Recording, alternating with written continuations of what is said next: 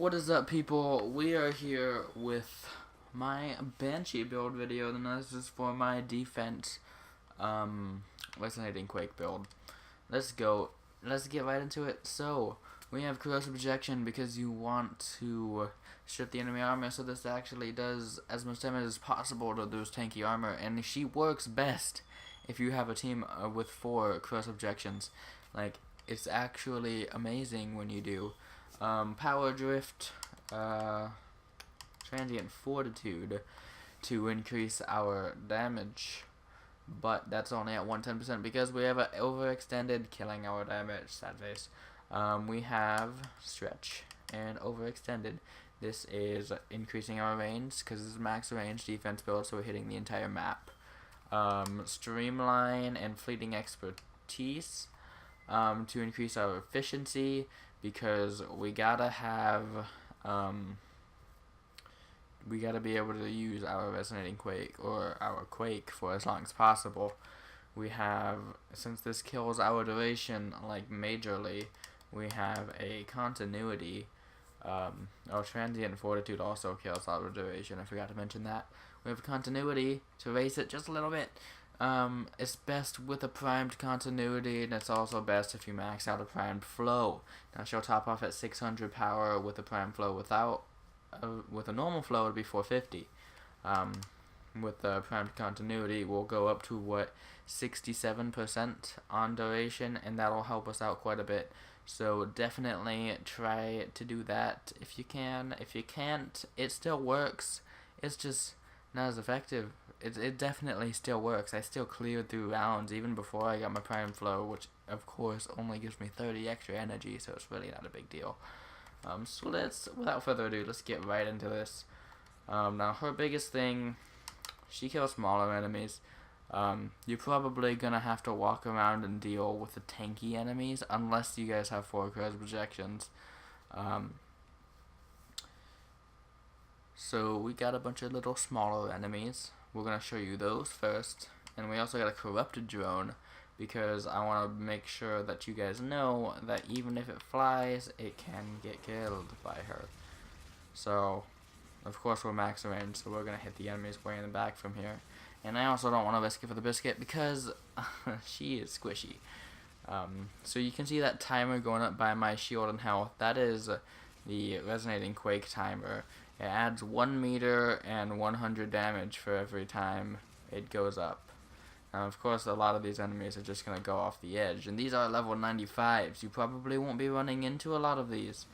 But as you can see, the smaller enemies do still get totally crushed by her.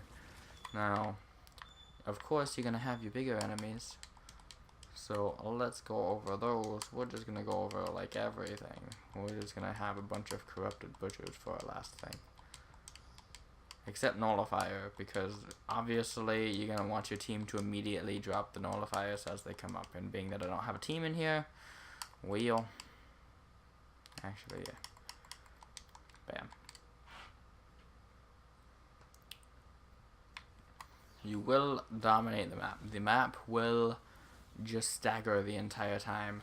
Now, all those tankier enemies you can see is taking, like, they take a lot less damage. Therefore, that's why your team has to, clean them up for you. Obviously, they're going off the edge right now, but they won't be in your defense, most likely. So, you're going to have your team clean them up. And your team's also going to have to clean up the nullifiers as soon as they show up. You got to take care of those nullifiers. A big problem for Banshee. So, yeah, there is really no weapons to specifically use for her. I mean, you can use that sweet new Soprana Banshee, or whatever skin is called. This sexy little skin. I like it. If you want. Now another useful thing, and the only other thing I'd use for this specific build, is a quick stun on the enemies. Bam. Everything gets a headache. This is a very good stun for getting quick revives on your teammate. Now it has a lot of range. It's gonna hit like everything, and it only stuns them just for a second. It's not gonna re-stun them or anything, but that's just how it is. It's a very quick stun. So if you're getting hammered in defense and you need to pop that so your Frost can get some energy and pop that bubble or something, I don't know. Yeah, definitely a good thing to use every once in a while. Sonar, I don't use ever, but it can be useful, I suppose, if your Resonating Quake isn't doing enough anymore.